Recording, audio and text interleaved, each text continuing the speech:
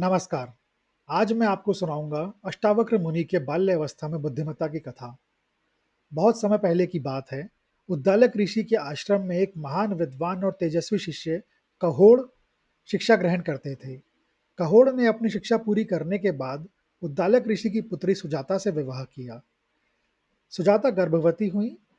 एक दिन जब कहोड़ वेद पाठ कर रहे थे तो सुजाता के गर्भ से एक आवाज आई। गर्भ में पल रहे शिशु ने कहा, पिताजी, आप जिस तरीके से वेद पढ़ रहे हैं वह गलत है। आपने 8 स्थानों पर गलत उच्चारण किया है। कहोड़, जो स्वयं एक महान विद्वान थे, उन्हें यह सुनकर अत्यंत क्रोध आया कि गर्भ में पढ़ रहा एक शिशु उन्हें वेद पाठ में गलती बता रहा है। अहंकार और क्रोध में आकर कहोड़ ने शिशु को शाप दिया, तुमने गर्भ से ही मेरा उपहास किया है, इसलिए जब तुम जन्म लोगे तो तुम्हारे शरीर के 8 अंग टेढ़े होंगे। शिशु ने इसी शाप के साथ जन्म लिया। उसके 8 अंग, दोनों पैर, दोनों घुटने, दोनों हाथ, छाती और सिर टेढ़े थे। इसी कारण उसका नाम अष्टावक्र पड़ा, जिसका अर्थ है जिसके 8 अंग टेढ़े हों। अष्टावक्र के जन्म के बाद उनके पिता कहोड़ एक बार राजा जनक के दरबार में गए।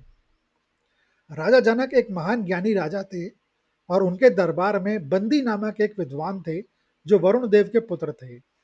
बंदी ने राजा जनक के दरबार में यह शर्त रखी थी कि जो भी विद्वान उन्हें उन्हें शास्त्रार्थ में हराएगा उसे अपार धन मिलेगा, लेकिन जो हार जाएगा उसे बंदी नदी में डुबो देंगे।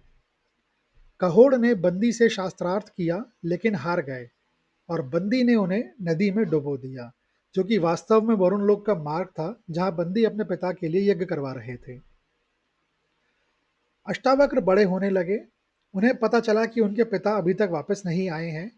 उनकी मां ने उन्हें बताया कि उनके पिता राजा जनक के दरबार में बंदी से शास्त्रार्थ में हार गए थे।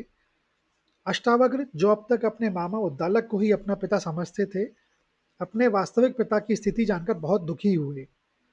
हालांकि उनके अंग टेढ़े थे, लेकिन उनका मन, बुद्धि और ज्ञान असाधारण था। सिर्फ 12 साल की उम्र में अष्टावक्र ने अपने मामा उद्दालक और अन्य शिष्यों के साथ राजा जनक के दरबार में जाने का फैसला किया, ताकि वे बंदी को शास्त्रार्थ में हराकर अपने पिता को वापस ला सकें। जब अष्टावक्र राजा जनक के दरबार में पहुंचे तो द्वारपालों और दरबार में बैठे लोगों ने उनके टेढ़े मेढ़े शरीर को देखकर उनका उपहास किया और उन्हें अंदर जाने से रोकने की कोशिश की। उन्होंने कहा, हे बालक, तुम टेढ़े हो, तुम्हें इस विद्वानों की सभा में क्या काम। अष्टावक्र ने मुस्कुराते हुए कहा, तुम्हें लगता है कि तुम विद्वान हो, तुम चमड़ी और हड्डियों के बने शरीर को देखकर हंसते हो, तुम भीतर की आत्मा और ज्ञान को नहीं देखते। तुम केवल ऊपरी दिखावे को देखते हो, जैसे एक चमड़े के थैले में ज्ञान भरा हो। उनकी बात सुनकर दरबार में बैठे लोग आश्चर्यचकित रह गए और राजा जनक ने उन्हें तुरंत अंदर आने की अनुमति दी। अष्टावक्र ने सीधे बंदी को शास्त्रार्थ के लिए चुनौती दी। बंदी ने अष्टावक्र के विकृत शरीर का उपहास किया, लेकिन अष्टावक्र ने अपनी बुद्धिमत्ता और तीक्ष्ण ज्ञान से बंदी को करारा जवाब दिया।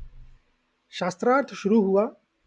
अष्टावक्र ने बंदी के एक एक तर्क को काटा और अपने ज्ञान और वेद शास्त्रों के गहरे अर्थों से बंदी को निरुत्तर कर दिया। अष्टावक्र का ज्ञान इतना गहरा था कि बंदी उनके सामने टिक नहीं पाए और अंततः वह हार गए। जब बंदी हार गए तो अष्टावक्र ने उन्हें शर्त के अनुसार अपने पिता और अन्य सभी विद्वानों को वापस लाने का आदेश दिया।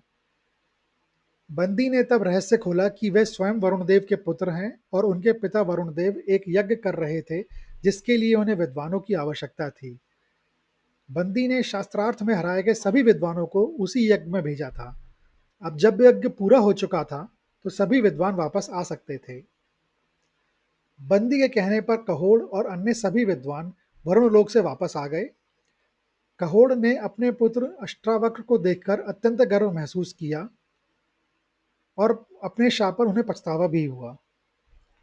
जब अष्टावक्र अपने पिता के साथ वापस लौट रहे थे तो उनके पिता कहोड़ ने उन्हें एक नदी में स्नान करने के लिए कहा। अष्टावक्र ने नदी में डुबकी लगाई और जब वे बाहर निकले तो उनका शरीर पूरी तरीके से सीधा और दिव्य हो गया था। उनके पिता के शाप का प्रभाव अब खत्म हो गया था। अष्टावक्र बाद में एक महान आत्मज्ञानी और ब्रह्मज्ञानी ऋषि के रूप में प्रसिद्ध हुए।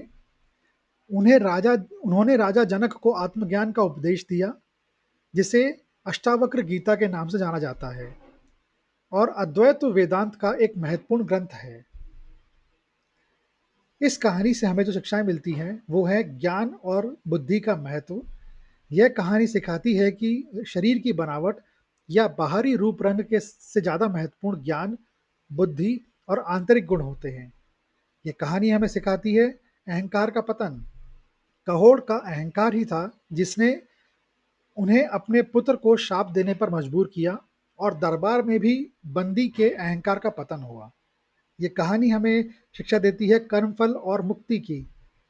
अष्टावक्र के ज्ञान और धर्मपरायणता ने उन्हें शाप से मुक्ति दिलाई।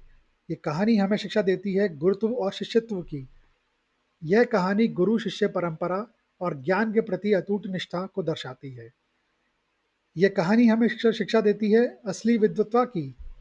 अष्टावक्र ने साबित किया कि असली विद्वता केवल शास्त्रों के ज्ञान में नहीं, बल्कि उनमें निहित गहरे अर्थों और जीवन की सच्चाई को समझने में है। यह वीडियो देखने के लिए धन्यवाद। अगर आपको यह कहानी अच्छी लगी हो तो कृपया इसे ज़्यादा से ज़्यादा लोगों के साथ शेयर करें, लाइक करें और चैनल को सब्सक्राइब ज़रूर करें और कमेंट बॉक्स में लिखें जय श्री राम।